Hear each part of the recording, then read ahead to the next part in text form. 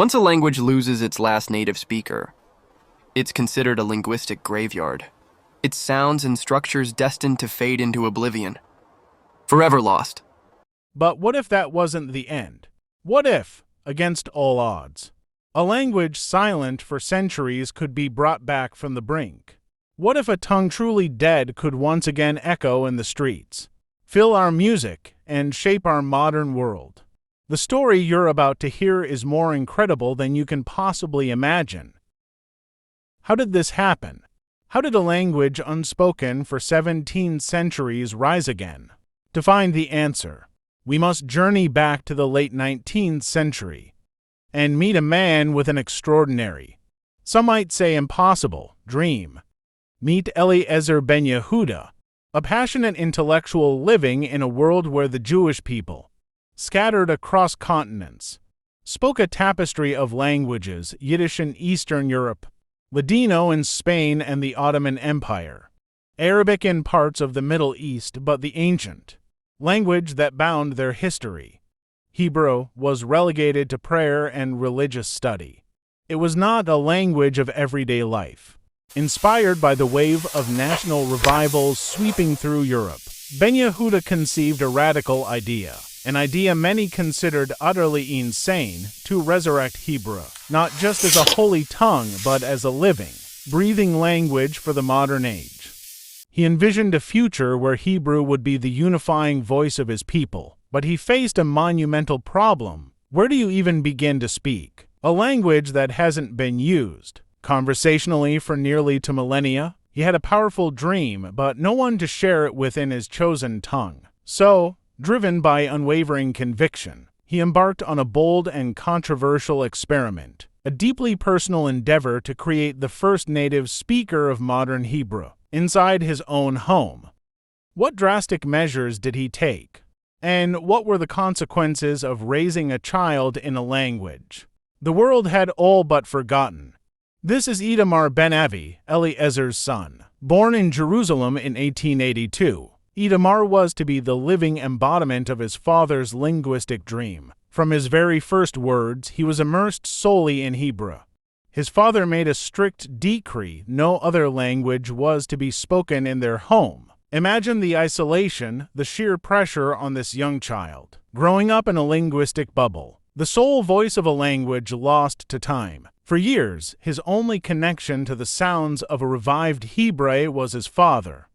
The experiment was working. Itamar was indeed learning to speak Hebrew, but as he grew older, a massive challenge emerged. How do you describe the everyday objects and experiences of the modern world in a language rooted in ancient texts? How do you say ice cream, newspaper, or bicycle in a language that hadn't needed those words since the Roman Empire? Ben-Yehuda's audacious experiment had hit a significant wall. To bring Hebrew back to life, he needed more than just a speaker. He needed a whole new vocabulary. And so began a monumental task: the systematic reinvention of a language. Ben-Yehuda became a linguistic archaeologist, digging through the layers of ancient Hebrew scripture, the Talmud, and rabbinic writings, searching for root words, the building blocks of his new lexicon. Where Hebrew lacked a modern equivalent, he borrowed strategically from related languages like Arabic, Aramaic, and even European tongues, carefully crafting new words to fit the ancient Hebrew grammatical structure. He painstakingly documented his work, word by word, in what would become the first modern Hebrew dictionary. He was building the language piece by piece, word by painstaking word. But as he toiled away in his study, Ben-Yehuda faced not just a linguistic challenge, but a powerful and deeply entrenched opposition from his own people. The majority of the community viewed his project with skepticism, ridicule, and even outright hostility. Why did his own community turn against him? What were their fears and objections to this audacious linguistic revival?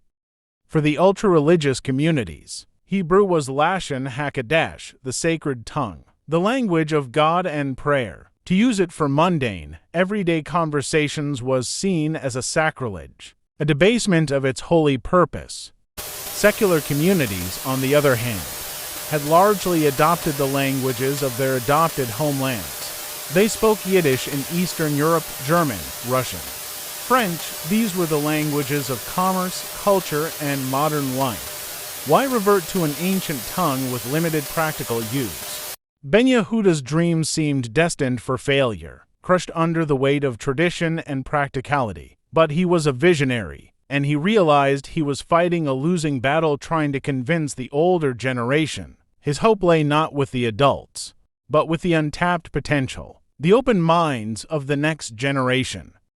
What was his radical new strategy to bypass the resistance and plant the seeds of a revived Hebrew in fertile ground?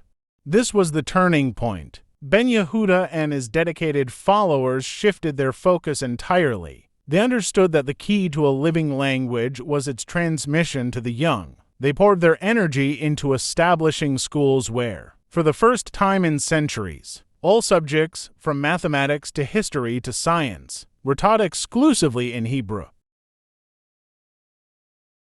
A new generation began to grow up for whom Hebrew was not an ancient relic, but the natural language of the playground, the classroom, and burgeoning friendships.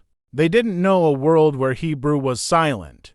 Within a few decades, an army of young, native Hebrew speakers had emerged, their voices echoing the ancient sounds in a modern context. The language was undeniably alive, but it still lacked one crucial element: an official home, a nation where it could truly flourish. It would take a cataclysmic, global conflict to unexpectedly pave the way for that final, improbable step. How did the chaos of war ultimately contribute to the official recognition of a revived Hebrew? After the First World War, the map of the Middle East was redrawn, and the British mandate for Palestine was established. Ben-Yehuda and his allies seized this opportunity, tirelessly campaigning for the official recognition of Hebrew. By the 1920s, the sheer number of Hebrew speakers, a vibrant and undeniable reality thanks to the pioneering work in education, could no longer be ignored. And so, in 1922, just weeks before his death, Eliezer Ben-Yehuda witnessed the culmination of his lifelong obsession. Hebrew, the language of his ancestors, the language he had single-handedly dragged from the grave, was officially recognized. It was an improbable, almost miraculous victory. The impossible had been achieved. A language dead for nearly 2,000 years was not only spoken again, but had become an official language. But what does a language revived by one man sound and feel like in the 21st century? Is it a museum piece, a carefully preserved artifact, or something far more dynamic? Step into modern Israel and you'll hear Hebrew everywhere. It's on the radio waves, in the lyrics of popular songs, in the dialogue of hit television shows and movies. It's the language of innovation, of everyday life. A vibrant and evolving tongue, adapting to the complexities of the 21st century. From ancient prayers to cutting-edge technology, Hebrew bridges millennia, a testament to the enduring power of language and the tenacity of the human spirit. The story of its revival is a unique and unparalleled success in the history of language. But here's the shocking reveal. Ben-Yehuda didn't just revive an old language. In his relentless pursuit, he fundamentally changed how linguists understand language revival itself. His methods, initially controversial, laid the groundwork for successful revitalization efforts around the globe.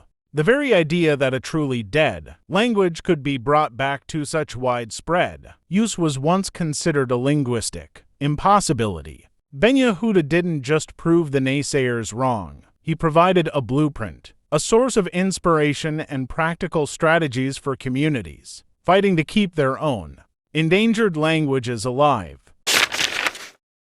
The legacy of Ben-Yehuda's impossible dream extends far beyond the borders of Israel. His unwavering commitment, the focus on education and the creation of new vocabulary, and the deep connection to cultural and national identity have become key principles for language revival movements worldwide. The revival of Hebrew proves that with enough determination, passion, and a clear vision, Even what seems lost forever can be found again. It's a powerful reminder that language is not just a tool for communication.